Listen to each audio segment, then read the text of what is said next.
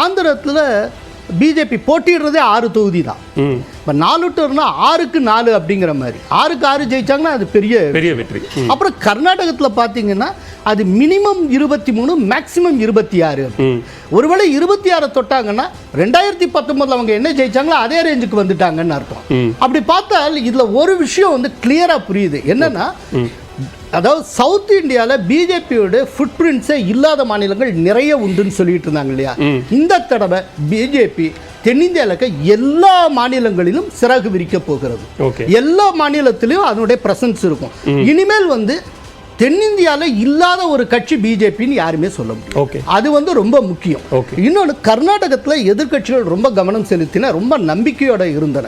ஆனால் 23-26 அப்படிங்கிறது கிட்டத்தட்ட 2019 ரிப்பீட். 2019 26 தொகுதிகள் என்டிஏ கைப்பற்றி, மீதி இருக்கிற 2 தொகுதியில் ஒன்று மதசார்பற்ற ஜனதாதளம், இன்னொன்று காங்கிரஸ்.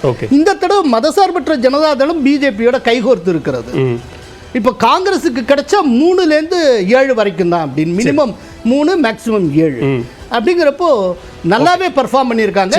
போன தடவை சவுத் இந்தியா, இது மட்டும் சொல்லி முடிச்சாரு, போன தடவை சவுத் இந்தியாவில் ஓவராலாக பிஜேபி ஜெயிச்சது 29 தொகுதிகள் தான். அதாவது தெலுங்கானால 4, கர்நாடகத்தில் 25, இது பிளஸ் ஒரு சுயேட்சை வேட்பாளர் சுமலதா ஜெயிச்சாங்க, அதையும் சேர்த்தா 30.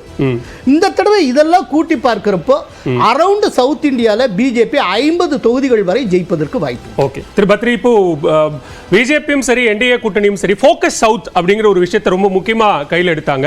ஆந்திராவில் இவ்வளவு இடங்கள் என்டிஏ கூட்டணிக்கு அப்படிங்கிறது ஒரு பிக் நம்பர், எப்படி பார்க்குறீங்க? இல்லை, இது வந்து ஒய்எஸ்ஆர்சிபி போன தடவை 22 இடங்கள், அங்கே 25ல் 22 இடங்கள் அவங்களுக்கு கிடைச்சது. அலையன்ஸ்ல 19லிருந்து 22 இடங்கள் போன, அதாவது நான் சொல்றது 2019. அதை உடைத்த மாதிரி, அதை உடைக்கணும்னா ஒரு கூட்டணி தேவை அப்படிங்கறத சந்திரபாபு நாயுடு ரொம்ப தெளிவாகவே உணர்ந்து தான். ஏன்னா அங்க சட்டமன்ற தேர்தல் நடந்துட்டு இருக்கு. இது நம்ம பார்க்கறது நாடாளுமன்ற தேர்தலுடைய கணக்கு. சட்டமன்ற தேர்தலில் இது அப்படியே ரிஃப்ளெக்ட் ஆகாது. ஒய்எஸ்ஆர்சிபிக்கு அதிகமான இடங்கள் கிடைக்கும். அது யார் ஜெயிக்க போறாங்கன்னு நான் சொல்லல. இந்த பிஜேபி எஃபெக்ட்ங்கிறது ஓவரால் பார்லிமெண்ட் சீட்ஸ் வந்து கொஞ்சம் அதிகப்படுத்தி இருக்கு. ஓகே, ஆனால் சட்டமன்ற இடங்களாக பார்க்கும் பொழுது ஒய்எஸ்ஆர்சிபிக்கு இப்போ இந்த இதோட கன்வர்ஷனை விட அதிகமாக கிடைக்கும். சரி, பட் இது என்னத்தை காமிக்குதுன்னா என்டிஏ, ஏன்னா ஒய்எஸ்ஆர்சிபி வந்து போன முறை வெளியில இருந்து நிறைய ஆதரவு கொடுத்துக்கிட்டு இருக்கு. ஓகே, அவங்களுக்கு அவ்வளவு 22 இடங்கள் இருந்தாலும் பாரதிய ஜனதாவுக்கான ஒரு ஓட்டிங் பிளாக்காவே அவங்களை நம்ம எடுத்துக்க முடிஞ்சது அந்த சமயத்தில். இப்போ பார்த்தீங்கன்னா தன்னுடைய ஓன் ரைட்ஸ்லயே தன்னுடைய ஓன் கூட்டணியாகவே ஒரு கணிசமான இடங்களை வெல்ல போகிறார்.